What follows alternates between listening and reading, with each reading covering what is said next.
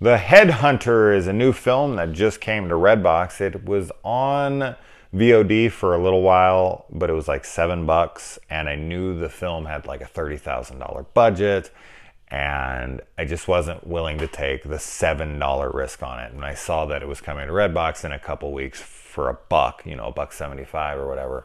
And I was like, I'll hold off. I got plenty of other stuff to get to. I'll wait for it.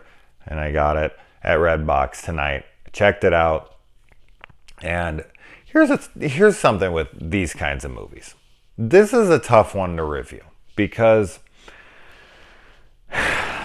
this will have its audience 100%. So me sitting here and saying whether or not you should check it out is tough, because I feel like if I say, oh well, it's not going to be for everyone, most people are probably aren't going to like it. I feel like a lot of people wouldn't check it out. But then maybe some of the people who listen to me who would dig this, and of course that's the risk of any review ever, but this has a very specific target audience in my opinion. And that is people who really can respect ultra low budget filmmaking and look past a lot of the limitations that come with it. Because this is a very, very impressive movie for $30,000. The cinematography, the set design, the costumes, the acting, the everything, the settings, it all is fantastic, like really good. At practical effects, there's some gore work in here. Great stuff. This is a project that you look at. It runs at only 70 minutes. This is a project that you look at and just wish that these guys had more money. Because with $30,000 they did this. Oh, I couldn't even imagine what they could do with $1 million, or even like 500 grand. Shit, even 100 grand, that would over triple their budget. So what it's about is I'm honestly not exactly sure what it's about, because there's almost no dialogue in the entire film.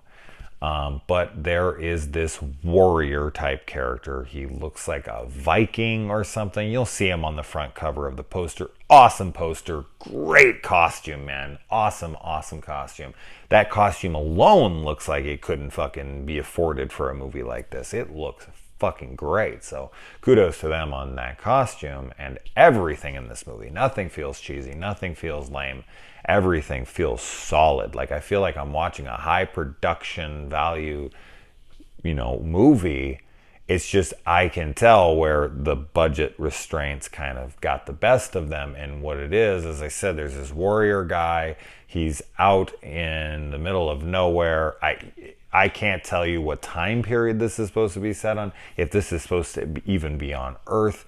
I'm guessing it is, but there's some other things that make you wonder, but I am only assuming. I don't want to get into details too much, although I haven't really said a fuckload about it, because there really isn't a ton to say about it. But there's a warrior. He's out in this, in the wilderness, in the woods, whatever. And every night he goes out and he hunts a monster, and he brings back their head and sticks it up on his wall. That's as much as I'll say about the movie. But all the monster heads look fucking fantastic. The limitations, where the film lacks and where the film will lose a lot of its audience, because somebody who watches a movie like this, for the most part, is going to be like, well, what I want to see, of course, is the battles with the monsters, and these do not happen. He goes away, and then we get a cut to where he's coming back with the head and new injuries that he's sustained in the battles. And that pretty much is what retains throughout the entire film, until one semi-fight scene at the very end of the movie that is not all that spectacular. It's not like you're waited the whole movie for some, they backloaded the thing with some big epic fight that's going to make up for all the fighting that isn't in the latter half of or not the latter, the former part of the movie there. But it really isn't that way. I don't feel like that completely ruins the movie by any means. In fact, I'm not even sure what the filmmaker was going for here. Maybe this is the film he wanted to make and budget wasn't a problem at all. Maybe this is how he would have done it with unlimited money. I'm not one to say. I can only speak from how I view most movies and how I see, what the usual desires of these kinds of movies would be to see these battles actually take place, see these monsters in live action, see them moving around. And with $30,000, you're not going to get fully, animated creatures up on the screen, whether it's puppetry or animatronics or even guys in suits. It's expensive, and it's also very risky because it can look silly as fuck when you don't have the right special effects crew behind you and you can't afford it, so you don't want to really try. So they went for a more subtle approach, which does work because, as I said, everything else about the film is gorgeous. It does run like a little long feeling because there's nothing really to break up the monotony of just him kind of walking around. It's not I don't know. I don't want to say that like it's a slight on the film, because it isn't. It is a very cool film. A very cool film. It's just, I know it's not going to be for everyone. I know that the majority of people who watch this are going to be underwhelmed. They're going to find it boring. They're going to be like, yeah, it looks cool, but that's it, and I'm done with it after 5 minutes. And I completely understand. But I would watch a trailer. Check out that. If you like the cinematography, if you like that stuff, I think, and that's something you're like, no, man, I wish I could just see a ton more of that. Then yeah, I think you'll dig this flick. There isn't really a ton of plot.